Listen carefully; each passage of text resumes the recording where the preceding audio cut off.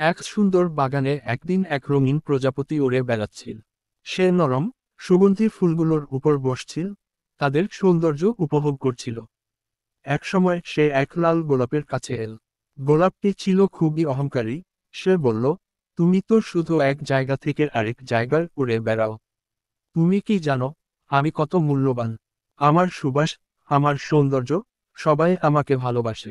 প্রজাপতি মৃদু হেসে বলল, তোমার সৌন্দর্য সত্যি চমৎকার, কিন্তু আমি শুধু বাহ্যিক সৌন্দর্য দেখি না। আমি ভালোবাসি সেই ফুলদের, যারা বিনয়ী এবং অন্যদের আনন্দ দেয়। এই কথা শুনে এক ছোট্ট নীল জবা লজ্জায় মাথা নিচু করল। সে কখনো ভাবেনি যে তার বিনয় এবং কোমলতা প্রজাপতির দৃষ্টি আকর্ষণ করতে পারে। প্রজাপতি হাসিমুখে জবার উপর বসে বলল, তুমি ছোট হতে পারো, কিন্তু তোমার স্নিগ্ধতা ও সরলতাই তোমাকে সবচেয়ে সুন্দর করে তুলেছে। এই গল্প আমাদের শেখায় যে বাহ্যিক সৌন্দর্যের চেয়ে নম্রতা ও দয়াই প্রকৃত সৌন্দর্য।